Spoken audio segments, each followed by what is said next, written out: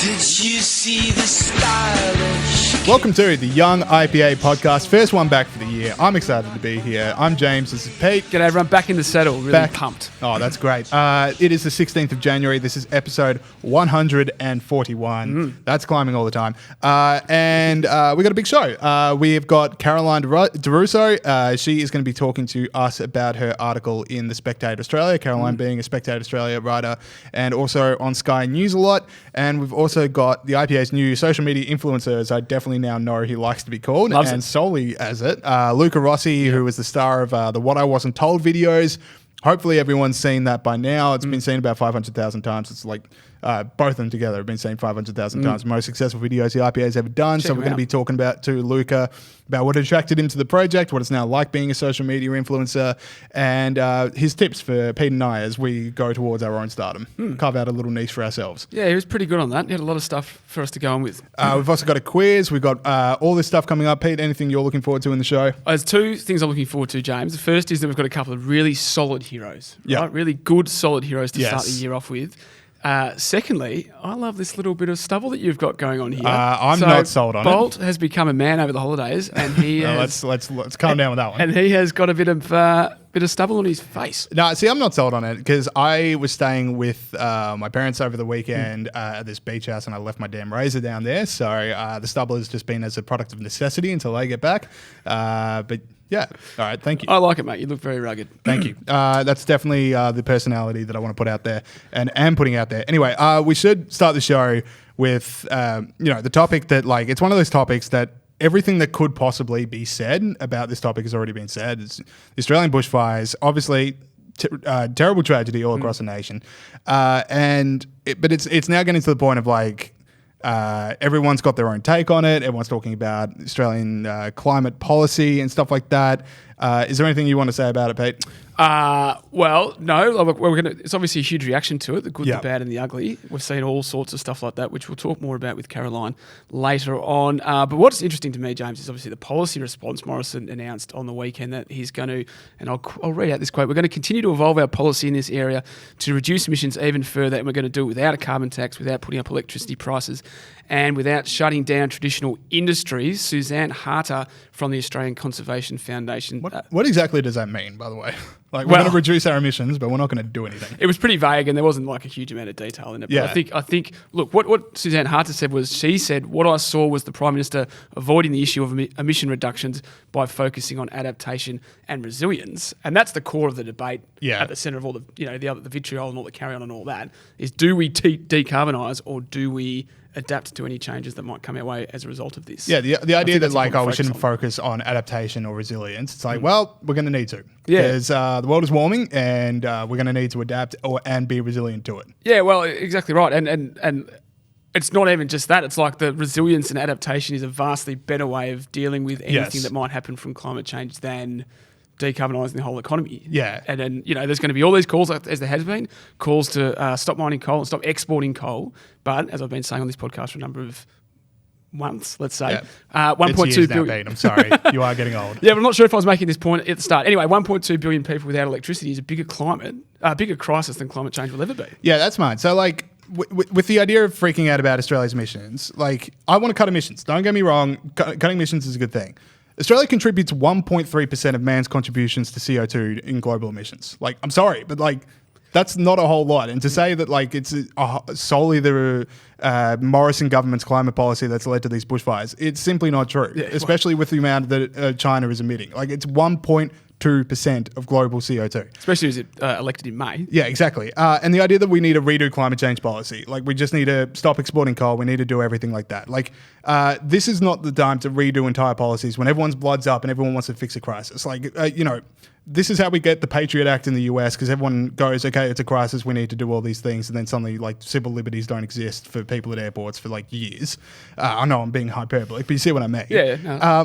We're already the only country living up to the Paris agreements. The US is out. The EU, no single country in the EU is living up to it. China doesn't even have to do anything. India's business as usual. To make things harder for poor people to pay their electricity bills just because you're angry, like, that it's just not the way to go about it. And like, you know, when you're so angry at someone and you like play out the argument in your head and then the next day you wake up and you're like, actually, I sound like an idiot. It's like that with carbon policies, except poor people are going to suffer. I never wake up feeling like an idiot, James. That's the only way I wake up. Anyway, and with the adaptability and resilience thing, like, look, I want to cut emissions. Cutting emissions is a good thing, and the bushfires are definitely a bad thing, and we don't want to see them. Nuclear energy is the way to go. I did put nuclear down. Yeah, so like if you don't want to see these anymore, if you want to stop exporting coal, if you want to stop being so reliant on coal, welcome to nuclear energy, because it's going to keep prices cheap and it's also really abundant, and Australia has so much of it, and I don't know why we don't do it. Yeah, exactly right. And I couldn't agree more with that. All right, good. So yeah, I know that everything that has been said about it has already been said, but you know, it'd be so weird if we didn't talk about bushfires in the first podcast. And it is going to bubble away for months and months and months. Indeed. All right. So the other thing that's shocking the world at the moment, slightly less serious. I would say not serious at all would be my thing. Megxit. Meghan Markle exiting the British royal family. Yeah. I personally struggle to care. Look, my position has been from the start, any person that is lifting themselves off taxpayer funds and entering the workforce should be celebrated. Yeah. And should be, you know, exalted. I mean, what are your takes? I think the most important thing out of this is listeners should jump on Brendan O'Neill's Instagram page, because his meme game on this is amazing. Yes. And so you should have a look at that. The other thing is, well, the main central take for me is these two are climate change nuffies, right? Yeah. Like that's their thing. Yes. And I'm no self-described. I'm no constitutional scholar, James. What? But I have watched The Crown. Yeah. And I know that the royals are meant to remain neutral. Right. So it always annoyed me when these two weighed in on political issues. And especially when I didn't agree with them. Yes. So I'm happy for them to bugger off and, you know, live their best life. Yeah. I also think it's really brave of them to seek financial independence. Yeah. You know, I thought you were going to go down the line of, if you're so up on climate change, why are you splitting your time between Canada and the UK? Well, I mean, yeah, that's another thing. Yeah. Yeah. No, I could raise that point. But moving towards financial independence, yeah, that's so very brave of you when you're the most famous person in the world. Yes, exactly. You know, my financial independence began when my mum turned my room into a pool room. And, you know, that's a very nice pool room. You know, Meghan Markle probably not handling, like Meghan and Harry probably not handling this the most respectful way. If we can pay some lip service to what people are actually fired up about this, like, is it being respectful? Yeah, to we the understand Queen a lot of listeners do. I understand, yes. But like, you know, there's stuff like, I saw Piers Morgan on Sunrise like yesterday going, you know, Constitution, they were going, Sorry, what was he saying? Sorry, Piers Morgan, he's on the Sunday Sunrise show. He didn't know what he was saying either. This is basically a Piers Morgan repeat. But he goes, it's a bit hypocritical for them to get all the perks of being a member of the royal family if they're not prepared to come back into the UK and work for it. What work exactly are they doing is what I want to say. Well, you know. Like just attending school hall openings for all the money you could ever want and all the dinner parties you could ever go to. Yeah, but they do get hassled. They can't live their own life. Yeah. Like not on record. What am I talking about? But I would not want to be a royal. I would definitely want to be a royal. Take all the money Have you seen want. how much money they have? Yeah, but it would suck. You can't go anywhere. You can go a lot of places. Every time, you know, there's people hiding in the bushes taking photos of you. Yeah. Like more than usual. You know, so look, without wanting to make light of something, but there was another prince that seemed to be going a lot of places he shouldn't have been already, so it doesn't sound like they're too cut off from places they should be going. Yeah, but it came up, didn't it? Like he didn't get away with it. Yeah, 15 years later, nothing happened. He just had an embarrassing media interview. Yeah, no, exactly right. Look, and he did say, what's his name? Harry, I will not be bullied into playing a game that killed my mum, so I can see where he's coming from a little bit. Okay, that's fair where enough. he's coming from. All right, let us go to the heroes and villains segment. We're running back Grunt the Pig this year. Pete, these are the people that have stood up for freedom and for liberty around the world. Go back to last week's episode if you want to hear the backstory of Grunt the Pig. But Pete, who is your hero this week? My hero this week is, now I actually wrote this down wrong, it is the Taiwanese people. Yep. For voting for, I wrote Taiwanese election, which is just a sort of an odd way of saying it. Yeah, that's not a person. On Sunday, Taiwan's President Tsai Ing-wen, leader of the Democratic Progressive Party, won the Taiwanese election. She was already president, but she got voted in again. She got 57.1% of the vote, which is the largest backing given to a single party since Taiwanese presidential elections began, James, in 1996. The other side, the Kuomintang, took 38% of the vote. Now, they are the pro-Beijing party. The China factor is big in this one, James, in terms of the election. Tsai Ing-wen almost resigned in 2018 because she was so unpopular. But then once the thing in Hong Kong started, her popularity absolutely surged. And she played on that, you know, as a politician does. And she's like the pro-democracy candidate. And the fact that it was the highest vote ever is fantastic. Now, She also had, during this period, an election ad. It is in Mandarin, but it's so good we're going to play a few seconds of it anyway. Saul, why don't you run the tape on this? 我们凭什么享受民主自由？请再看一眼我们的孩子，答案就在他们的眼。 So for those who are listening and don't know Mandarin, which is probably a few of you, those words meant, why do we deserve democracy and freedom? Please take another look at our children. The answer is in their eyes. Google that ad and you will have a look, and it goes for like 2 or 3 minutes and it's awesome. So there is a big link between this and the Hong Kong protests. Absolutely, yeah. Yes. That's the key factor. All right, cool. So over to my hero of the week. So similar foreign policy and people standing up to oppressive regimes around the world. That's what people tune in for, mate. So in Iran, there are all these protests as a result of the bombing of Iraq / the bombing of that airplane that was shot out of the sky. Iran originally tried to say that it was America's fault, and I saw a few people in America go like, well, if Trump hadn't killed the guy, then this never would have happened, which is an outrageous take. But anyway, so it doesn't seem to have cut through to the Iranian people. There have been protests, which is insane because, well, not insane, but like so brave because the Iranian government, not last year, was shooting protesters in the streets where people are back out there right now protesting the government. And it's really important. It's incredible to see. But like this one clip, I really thought I was just like, I was blown away. Was what appears to be like the story goes, and it's hard to verify all of this, but the story goes like there was a protest. The government laid down the American flag and the Israeli flag so that they could then film it and say, look at these protesters stamping over these flags. Now, I think we can play the clip now. And for people listening at home, the protesters form lines around the flag so that no one steps on it. I think we got the clip. Yep. So yeah.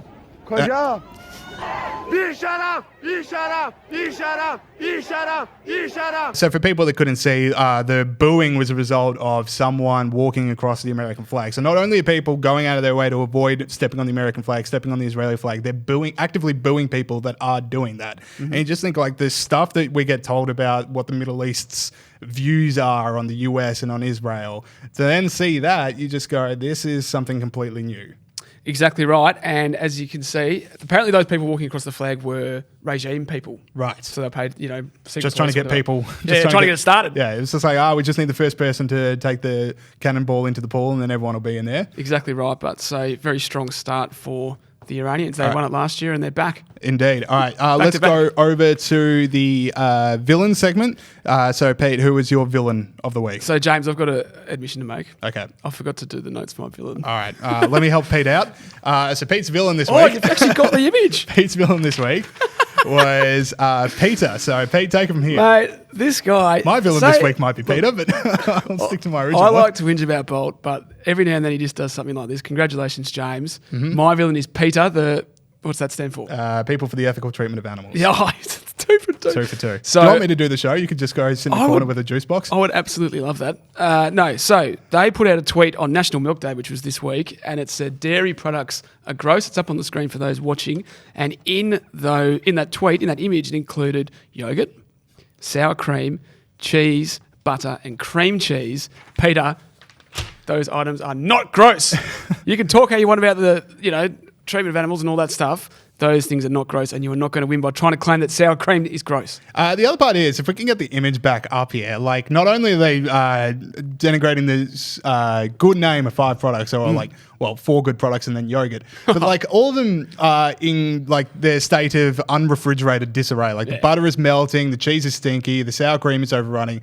Like, did the social media person to PETA just out themselves as someone that's never owned a fridge? Yeah. Like, how would you ever have that sort of cognitive link between, the only cheese I've ever seen stinks and the only butter I've ever seen is melted. Therefore, why do people have them? It's like, because we have fridges, dude. Well, and you know what it is? It's cherry picking. It's cherry picking. You're taking butter in that state and not in its more common state. For people that aren't around Pete 24/7, cherry picking has been Pete's word of the year. It's my new thing. He's accused 5 people of it a day. He loves it. Get used to hearing it. All right. My villain of the week is this guy, Timothy Burke, on Twitter. He's like this social media PR guy. This is good. Now, yesterday, or Tuesday rather, was the College Football National Championship, the biggest day in college football in the United States. Who won? LSU won by 17. Cool. Go Coach O. Go Tigers. And so Vince Vaughn was also there. He's a big college football guy, big fan of LSU, the winning team. And Timothy Burke happened to find a video from the event and tweeted out, "I'm very sorry to have to share this video with you, all of it, every part of it." So let's see what disturbed him so much. And again, for people at home, this is the terrifying image of Vince Vaughn and President Trump having a polite and pleasant conversation. What are they talking about? We should have put a trigger warning on this one because they're they're definitely shaking talking hands. about old school, and now they're shaking hands. So, Timothy, like, this is a bad look for Timothy. Like, if that is something that you are so sorry to, you still do it, but you're so sorry to have to share it with everyone, all of it, every part of it.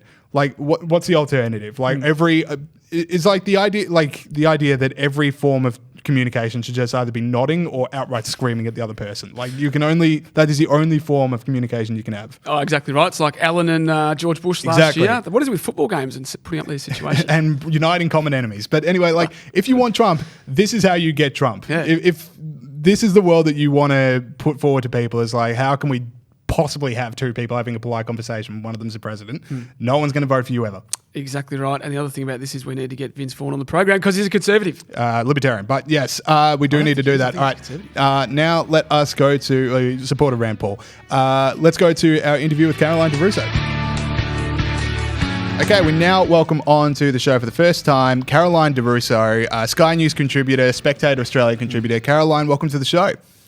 Hi guys, how you going? Awesome. So we wanted to talk to you about your article in the Spectator Australia yesterday. So Caroline, 59,000 people have signed a petition to sue the government for inaction on climate change.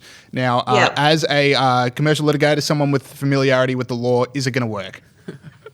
Oh, not in Australia. It's going to be very, very difficult in Australia. There's a whole raft of issues. In short, probably not. There could be some potential pathway in the future, but as things stand, I can't see how it's going to work. Can't see it. So Pete and I were brainstorming because we like the idea of suing the government to go after things that we want to see change in the world. I know you say like maybe it's just like the suing the government won't get up, but what if we sue the government because jaywalking is still a crime? Would that work? So you want to be able to sue the government for the things that you want to be able to sue for, but not necessarily what other people want to be able to sue for? Yes. That's correctly right. That is 100% the way we want to go about it. Look, you're probably going to suffer the same difficulty as your friends with the Change.org petition. Okay, so not carrying a beer down the street, that's not going to work either. Oh, yeah, no, you won't be able to do that. Oh, there's no one you can sue to do that. That's already prohibited, mate. Damn. All right, well, we'll keep going. But to the petition itself, like I'm not against young people taking an interest in politics or trying to mobilise their friends and family about it. But, suing the federal government, all this stuff about like, Andrew Forrest is a parasite because he's only donating $70 million when he's worth so much more. Yeah. There's like, there's this tragedy of the bushfires that everyone wants to pitch in and help out, but there's like this like point scoring and name calling about it that's sort of diminishing and getting a little bit toxic out there. Yeah, it is, and it's really unfortunate because it is a national tragedy, and people have died, and a lot of property has been destroyed. A lot of wildlife has been killed in the process, but everyone seems to be yelling into the wind, and no one seems to be talking to each other. So it's that whole listening because you want to respond, not because you're actually hearing what the other person is saying. And so there's arguments on both sides, and there's obviously a fair bit of middle ground, but no one's taking the middle ground. Now, Carol, everyone is like, it's either don't believe in climate change at all, and it's only to do with forest management, and forest management is a huge part of it. But then there's the other side, which is, it's only climate change, and the only way we can fix this is by wearing overalls and eating sawdust. Now, Caroline, the reason I'm speaking to you this morning is because of a piece you wrote in The Spectator about the petition. You also wrote a piece in The Spectator where you mentioned that where you write about an article written in the ABC, which was that fragile masculinity is the biggest obstacle to climate action. Now, where did that come from, and is aggressive masculinity the best path forward? Oh, look, I remember waking up in the morning and seeing that someone had shared it on Twitter, and it's the whole thing where you read something all the way to the bottom and you still don't understand how you can possibly get from point A to point B. The argument is so tenuous, but it's basically that because men have this fragile masculinity and so they have to drive fast cars and eat meat to feel like properly masculine, that those things are going to be like the end of the planet and we're all going to die. And obviously that's absolute rubbish. So I felt the need to go to town on them for that one because that was peak stupidity. It was so silly. I actually was able to figure out how we got from point A to point B on that article because when you get to the bottom, it says that the author is a professor of gender and war. And I was like, oh, so that's how we got here. Right. Yeah, which the conjunctive there is completely irrelevant. It's not gender and war. She's a professional in gender war. Oh, gender war. I thought it was gender and war. I was like, okay, that's a weird intersection. It is but gender and war. I'm just saying that the conjunctive is irrelevant. Yes, yeah, you don't need the and. There's also the and. Another one that I want to talk about is the brand Tiffany's, like the jewelry brand. Everyone knows what Tiffany's is. But Tiffany's calling it for bold and decisive climate action in a full-page ad in a paper and said, we stand with Australia. You said this was a mother load of hypocrisy. Like, does anyone want to tell Tiffany's where diamonds come from?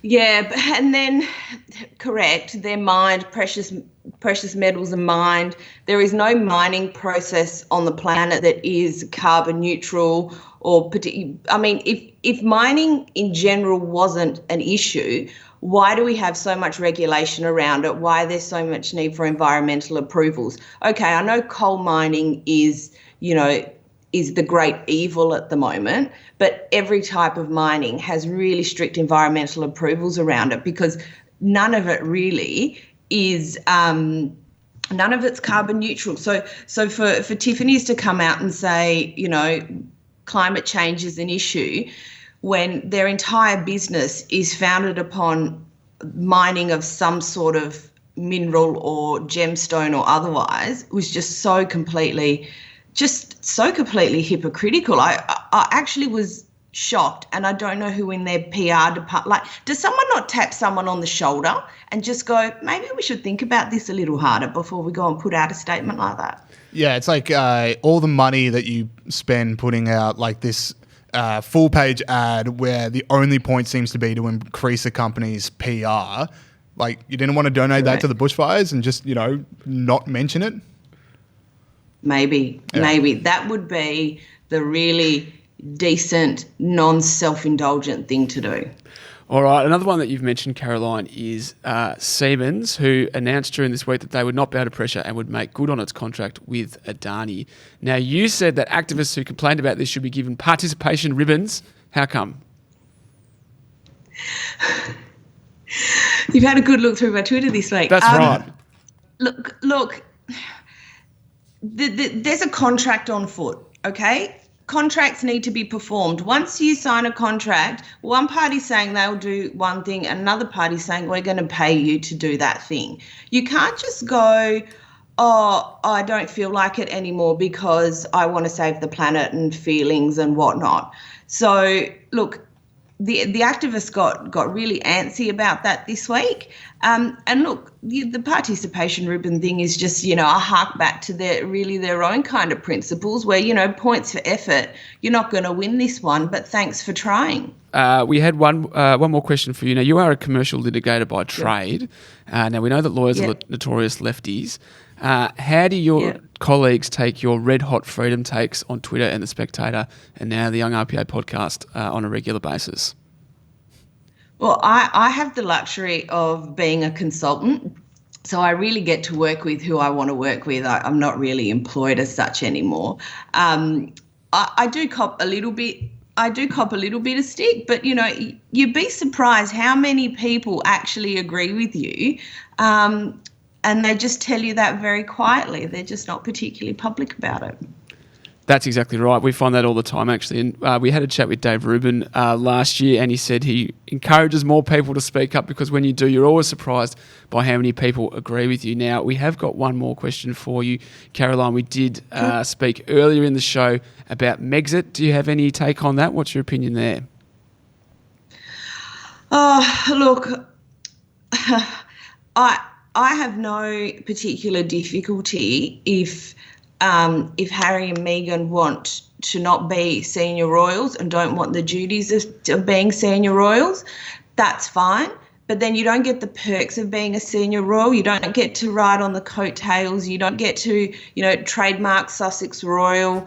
And if you're going to do something like that, there's a way that you do things. And telling the Queen 10 minutes before you're going to issue a statement is not really the way to do things. That there should have been done in private. There should have been all the discussions done beforehand. And you do these things properly, because not only is she your grandmother, as he said before, she's your boss. So why would you, I just don't understand the why they went about it the way they did. I think it's incredibly disrespectful, considering the Royals have already had a tough 12 months or so. You'd think you'd go easy on your grandma. Yeah, I also liked, it's come out this morning that Meghan she didn't even dial into the meeting with the Queen. I just look, it's all in the press release. There's nothing more I have to say. Just check back with the press release. Imagine what I'd say around that. Yeah. Gemma Tognini wrote a great piece about this in the Sunday Times, I think it was, in Western Australia, about, exiting gracefully. And there's some great gags in there, so you should have a read. Yeah, absolutely. All right, Caroline, thank you so much for joining us on the show. No worries. Anytime, guys. Awesome. Thanks, Caroline. Okay, we now welcome back onto the show IPA campus coordinator and now social media influencer, I'm going to say, just about on the back of that. Definitely. Luca Rossi, welcome back to the show. Thanks very much for having me. Now, Luca, you are the star of the IPA's new series, What I Wasn't Told. We've had 2 videos come out over the Christmas break. They're now over 500,000 views in total. They're going nuts. 500,000. 500,000, indeed. I think now 1 and 2 most successful videos the IPA's ever produced. I could be wrong about that, but I don't think I am. So first off, what is it like being a star? Look, I'm not going to go around saying I'm a star. Yeah. I'm just in the video, just talking the facts. Yeah. I think for people that haven't seen it, I mean, obviously it's on our YouTube channels, it's on our website, go and see it. This is like a flavor. My name's Luca Rossi, and this is what I wasn't told about climate change. I wasn't told that since the 1950s, polar bear numbers have increased by around 400%. Yeah, so basically, that's a flavor. It's all these facts and figures of that people aren't being taught in school, and they really need to know. I wrote it. So, yeah, Peter Gregory wrote it. Most of it. That's from the mind of Peter Gregory and from the mouth of Luca Rossi. But you did collaborate on it a lot. So no major changes of you now that you're a big star? No, not really. Just same old, same old. Same old, same old. Have you been recognised in Keeping the street humble. yet, Luca? No, thankfully. Has it helped your social capital amongst your friends? No. Any ladies? No. None at all? That's why we started this podcast. Yeah. Then we started filming it, so that, ruined that. All right, I think you're just being humble. I think 500,000 views is going to definitely increase the world around you. People are surely following you on the streets, holding you up aloft, parades left, right, and centre. How can Pete and I become stars? Because you are a star. I know you want to say that you're not, but you are a star. Pete and I interested in becoming stars.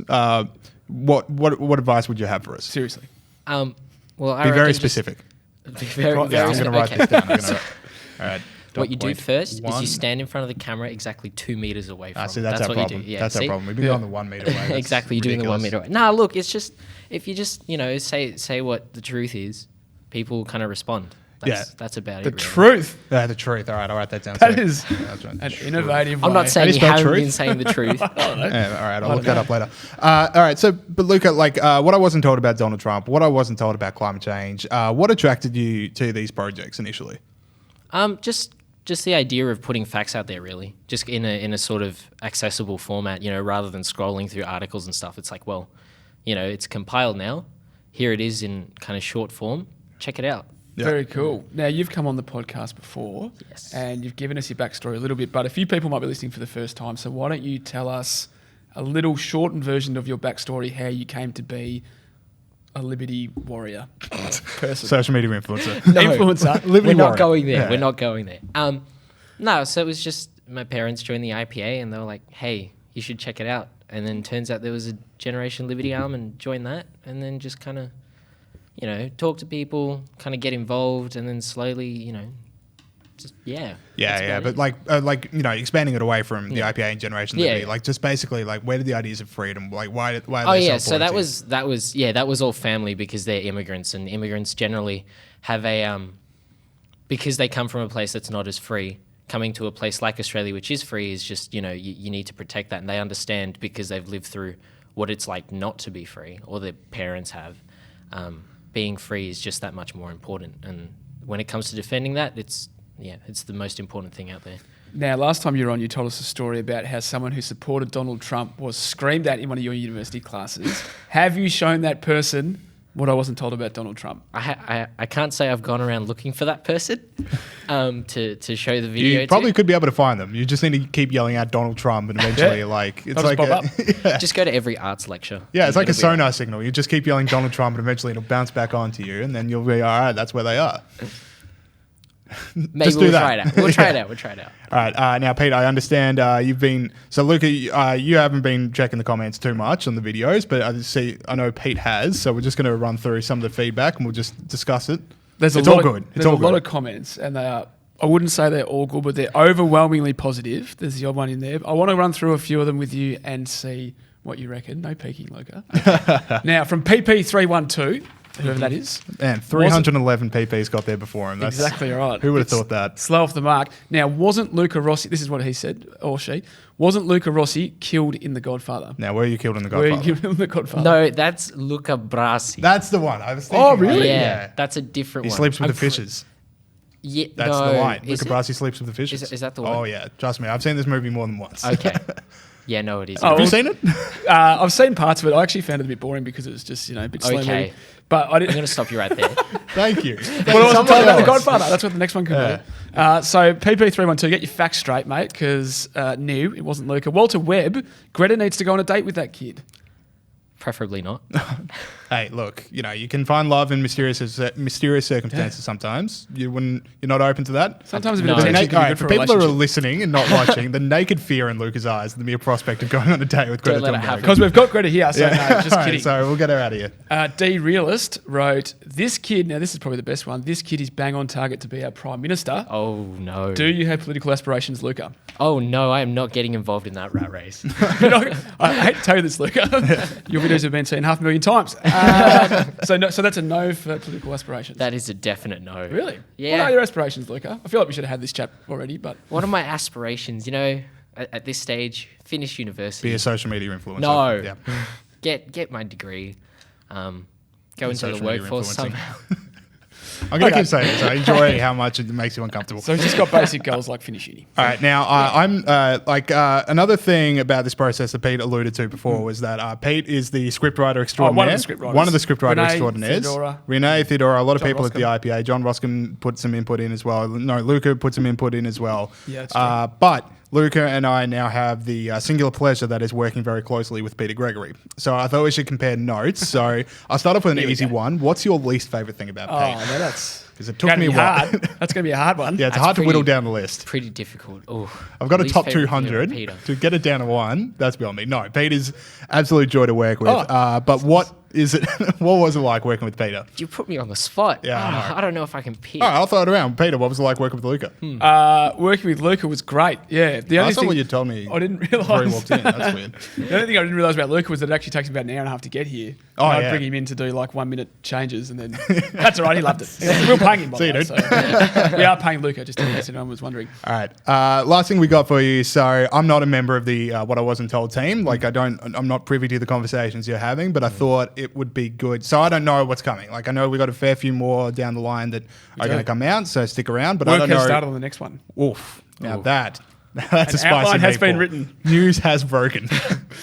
Get on it. But Word the point document. is, I don't know what the topics are. I have no way of knowing what the discussions are going to be. So I thought I'd just pitch you guys some of the videos that I'd like to see, and we could wheel off that. So we had what I wasn't told about climate change. That's really good. Mm-hmm. I know that something very close to Peter and I's heart is nuclear energy. So is there any prospect of what I wasn't told about nuclear energy? What do you think about that, Luca? Well, that'd be pretty interesting. Yep. I think it would. All right. That is Write that down. potentially, maybe, not confirming, maybe in the list of like 50 that we've got. Interesting. All right. So with what I wasn't told about Donald Trump, we're just taking like a view of an international leader and sort of just discussing the story behind the leader. I just thought, is there one about what I wasn't told about Estonian President Kersti Kaljulaid? That's very specific. Yeah, just no one knows a lot about her. Look, I don't know anything about her. Okay. Not sure if that's how you pronounce her name, but I would like to know more about it. What I wasn't told about Estonian President Kersti Kaljulaid. Well, we'll add that to the list as well. Add that to the list? But I can't guarantee we're going to do it. All right, another thing that's really close to my heart that I want to get out there, what I wasn't told about James Bolt's good looks. I just feel we need to hit that. We need the public to know about it. There wasn't. I'm joking. Oh, there we go. I'm joking. All right, I see how it is. He's social media influencer. I don't know if we can fit that into 3 minutes. But yeah, look, let's put that in there as well. All right, sweet. Cool. Luca, social media influencer extraordinaire, the man of the people and for the people. Thank you very much for coming back on the show. Thanks for having me again. Cool. On you, mate. Great stuff. All right, we are back for the first quiz of the year, the Young IPA Podcast Quiz. The crown is vacant. There are no holders of the crown at the moment, so I'll hold it in its stead because God knows I don't get to hold this crown enough. So we've got 3 contestants for the new year. We have, as always, Peter Gregory, the illustrious Peter Gregory. Thank you very much. We have Renee Gorman, the head of our Generation Liberty campus coordinators, all of that. Thank you for having me on. And Gideon Brosnan, Director of Policy, as always. Great to be here. Looking forward to winning that crown for the first time in 2020. All right, so that's what you're playing for, and my unending respect. So, all right, so we'll start off. We've got 9 questions. If your first quiz, 9 questions. 1 point on for correct answers, 1 point off for incorrect answers, and then a who am I at the end. And I am always brilliant at keeping a track of the score. It's one of my many qualities. All right, so question 1. What year? So we're all talking about Megxit at the moment, what that's going to mean. Now, you remember that last time this came up, Edward VIII abdicated the throne to marry the American Wallace Simpson. What year was that? Oh. Renee. 1930, 35 or 36. I'll go with 36. And you'd be right. All right. Renee. Thank you, the crown. Yeah, I've been working on my Eddie Maguire pause when you get the question. I was wondering what that was. Yeah. Is Bolt having a seizure or something? It's perfect. Thank you. All right. So you got to do it correctly. You have to start the sentence as if they've gotten the wrong answer. So it's more of a case of, I'm sorry, you've just won. No. You've just got to go, look, no, you came here with nothing. And you're walking away with also nothing. Anyway, all right, sorry, back on track. According to our new video, What I Wasn't Told About Donald Trump, hopefully you've seen this by now, 500,000 views for the two of them put together. What I Wasn't Told About Donald Trump, African-American unemployment is the lowest on record in the US. Renee. What's the question? Is it the percentage that it's at? Because I think it's at 5% unemployment for African Americans. Peter.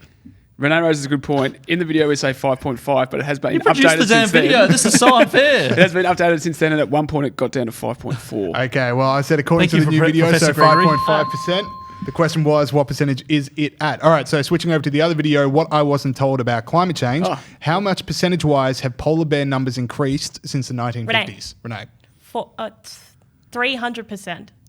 Oh, roof. That is incorrect. It's 400%? It's 400%. God damn It it. is 400%. All right, so Polar bears. Peter I was Gregory. going to say 400%. Well, you didn't. You came in here with everything, and you've left with nothing. So, score check. Peter is on 2, Renee is on 0, Gideon on 0. Oscar nominations came out this morning. Parasite is the first film to be nominated for Best Picture from which country? Renee. Absolutely no idea. Korea. It's South Korea. It is correct. It would be from North Korea, wouldn't it? Pumping out that. You never know with Hollywood, eh? Which one? Not exactly known for their entertainment industry over there. All right, and I'll point out that now Renee is on 0 because I actually forgot to give her a -2 for the 300. So now, all square on 0. I'm back on fire with keeping track. -1 for the... -1, and she got a -1 again, but she got 2 right. The She's first giving one me and the -1 fourth for the 5%, not 5.5% as well. Oh, okay. I'm on top. I'm on top of things. All right, so how many times has Ricky Gervais hosted the Gideon. Golden Globes? I want to say 5. And you'd be correct. It is 5. Do you know what I'm thinking for the Golden Globes next year? Yep. Gideon Rosner. Gideon Brosnan. That would be fantastic. You and me? Yeah, be all Go the to the controversy with none of the humour, just me slagging off celebrities Hey, for that's 5 hours. That's electric television for you. yeah. All right. According to I should IPA, host the Logies. Maybe that's a good idea. Yeah, stepping stone. Do it locally. yeah, you got to just do it in a competition that no one watches, and then you can graduate if you go well on the Golden Globes. Let's do it. All right. Start a hashtag. According to IPA polling, what percentage of Australians think that Australia has too much red tape? This is a poll we came out with in a release, I think, like 2 days ago. Roof. 100%. Should be 100%. It's Gideon. not. That's an outrage. I want to say 60%. Let's go closest to, Yep. which is the way of saying that that's not right. Why wasn't it closer to when I was so close? Because What? other people got it right. We're misogynists. It's a misogyny problem. All right, so what is it, Renee? 51%. All right, Gideon was closest. Aha. It was 58%. All right, I was pretty close on 60. I mean, you were very close. but you were not 42% of But shouldn't Australians it need be to pull their... closest without going over, like Price is Right rules? correct. No. Maybe. You can't just reinvent the rules of the quiz when you're on it. Say, I'll just see him. All right, how old was Roger Scruton when he passed this week? Can we do closest for this? Roof. Roof. 75. That is correct. I was going to give you closest, but we're not going to get closer than correct. All right. Sorry. Score check. Pete's on 3, Renee's on 0, Gideon's on 2. Gideon coming for it. Oh, what about my point for Korea? You're going down, Gregory. Yeah. No, that was to get you back to 0. Oh, okay. Yeah. I just wanted to give him the dunce hat. Still on top of it. You'll get your chance one of I these am days. Don't definitely worry wrong about about that. this. I'm definitely 100% wrong about this, but let's continue as if I'm not. Name 3 of the stars of the runaway hit, well-received movie Cats. Gideon. Absolutely no idea. Who's the fat pussy that Gervais made fun of? That's what his words, not mine. What was the guy's name? About to say a million different things. Glad I didn't. James Corden, that One. fat bloke who comes on TV late at night. Yep. We're one down. Yeah, you can that's be it. That's simply all. disparaging about everyone else. Renee. Rebel Wilson. Yep. And then Taylor Swift. That is 3. All right. Renee gets a steal. All right. Last question before the Who Am I? Who is the current leader of the UK Labour Party? Gideon. Jeremy Corbyn. It is still Jeremy Corbyn. And That may is it be bizarre. forever. May it be forever. it- I hope he's leader forever because then they'll never win. I'll shoehorn somebody worse in. I don't know. Surely he's just going to walk as soon as he... Yeah, you'd think so, but he's still there until April. He stayed on to manage the transition because he wants to make sure that his successor is as unpopular and socialist as he is. What's So the earliest that you would get to work, Pete, if you were Jeremy Corbyn? The earliest? The earliest you would get to work? Midday. Roll in. I'd work from City home. duck. Yeah, you'd work from home. In front of the Blow footy. off Parliament and sit at home all day on Twitter. That's the one. All right, so Who Am I? Score check. Pete's on 3, Gideon's on 3, Renee's on 1. Anyone can win it. Pretty close. 5 points. I was born 91 years ago on Wednesday. Can we ask questions? No. There might be first time Go ahead. visitors. It's all right. All right. All right, so for 4 points, I became a Baptist minister at age 18. Ooh, do you lose points? Well, no. What? Oh, no, Oh, no, you do. Yeah, you do? Yeah, I'm Baptist minister. It's my first quiz. Okay, I'm not going to do it yet, All right. because I don't want to lose But it's points. for 4 points. 91-year-old Baptist minister. Okay. I'm trying to narrow it down. I know plenty of people who meet that description, but Yeah.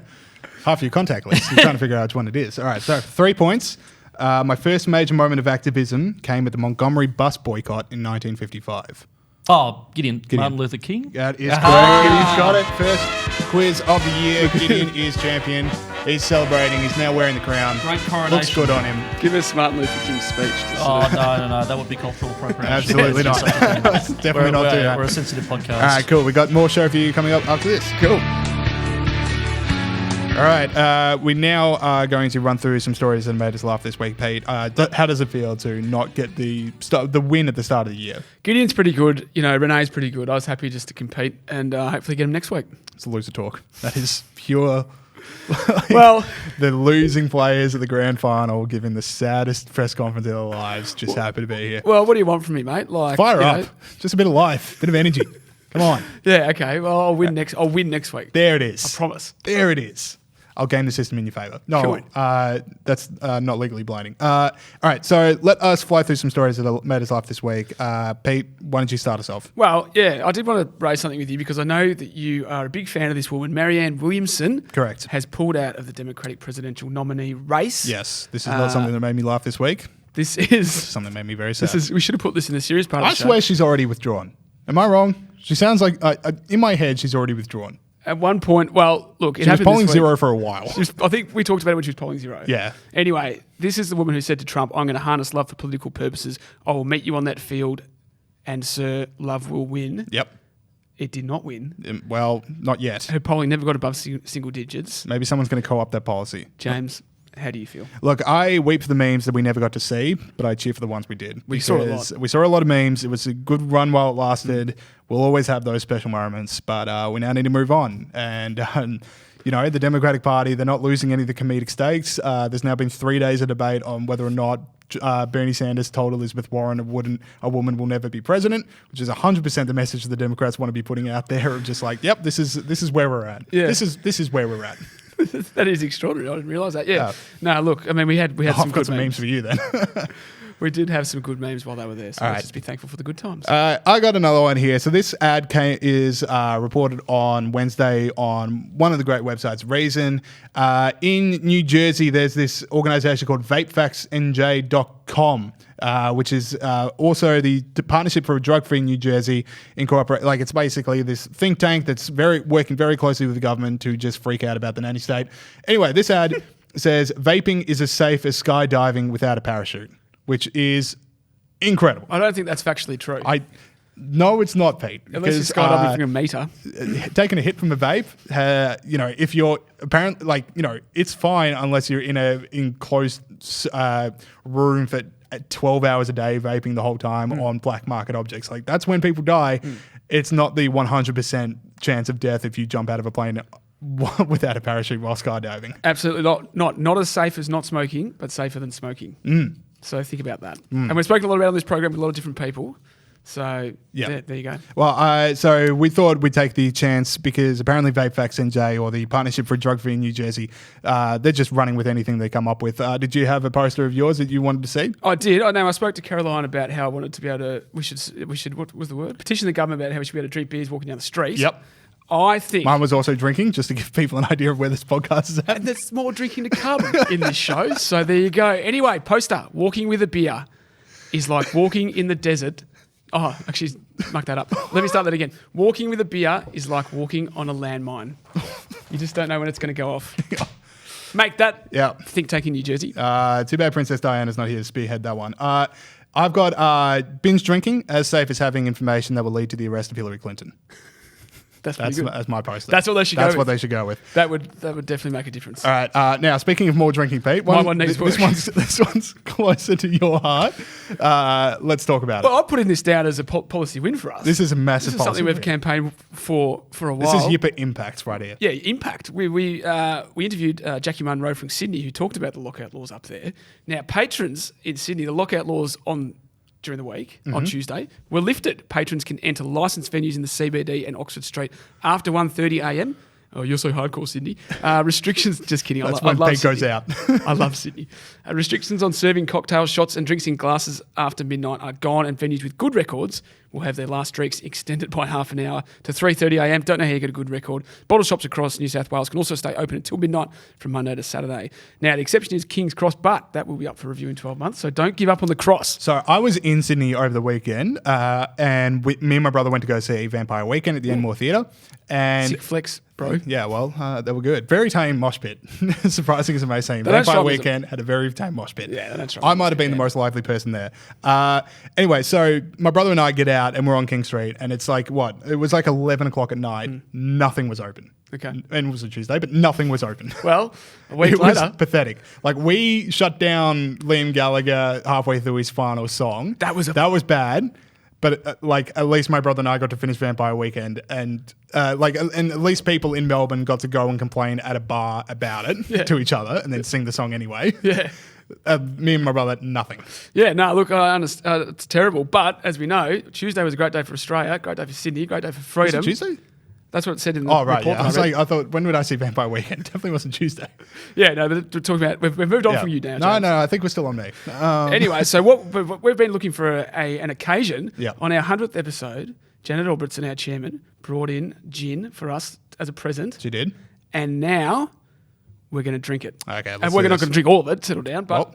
we're going to do a toast with the gin. Thank you, Janet. Fantastic stuff. It's called Ink Gin, Dry Gin. You actually got the bottle open on mic, which was fantastic work by you. That's good stuff. It's handcrafted butterfly tea. Whatever the hell while it you're pouring, because I'm just flash forwarding 5 seconds in my head. That's about a shot.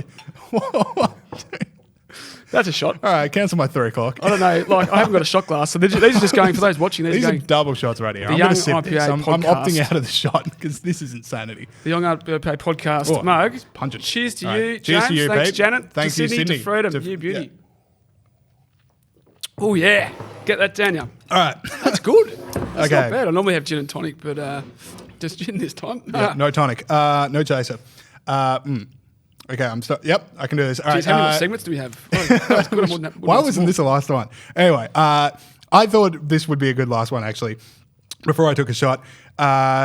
Pete and I, first podcast back, Pete and I haven't seen each other over the break that much. Not at all.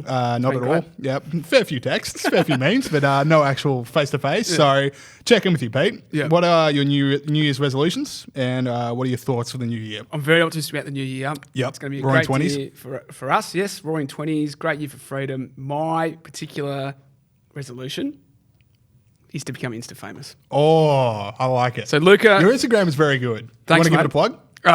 That is a really good question. That would have been a really good thing to think of before. Peter.j.gregory.7. Peter.j.gregory.7. Correct. I might change that because that's hard, but Well, don't change it because you just... it's there for now. 100% of your advertising has been that name. Why would you change it? The other day I got to 160 followers. Hey, there we go. I think that's more than me. My aim is to, well, my aim is to have like 10 million, but my aim is to have 5,000. Have you considered the end of the year. becoming like a fitness model? I don't want to steal all the business of all the other fitness models, you know, those hardworking people out there. Yes. But yeah, look, maybe if I could post a few, you know, saucy shots if that gets people through the door. I can imagine. I don't know, give me some more gin. We'll see if we can do it now.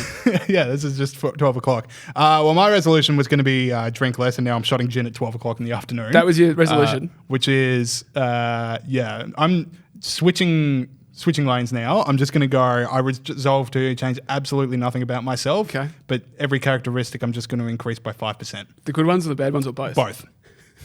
Okay. All three good ones and all the other bad ones. Just more bold. 5% more bold. It's what the world needed. More bold. All right, that is it for the show. Thanks again to Caroline Di Russo and Luca Rossi. Make sure you're watching What I Wasn't Told on the IPA's YouTube channels, the Generation Liberty YouTube channel.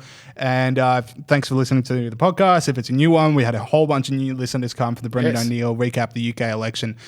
So if you're watching us on YouTube, make sure you're subscribing. If you're listening to us through Apple Podcasts or Spotify or whatever, make sure you subscribe through there. Make sure you're telling your friends and family if you are listening through Apple Podcasts.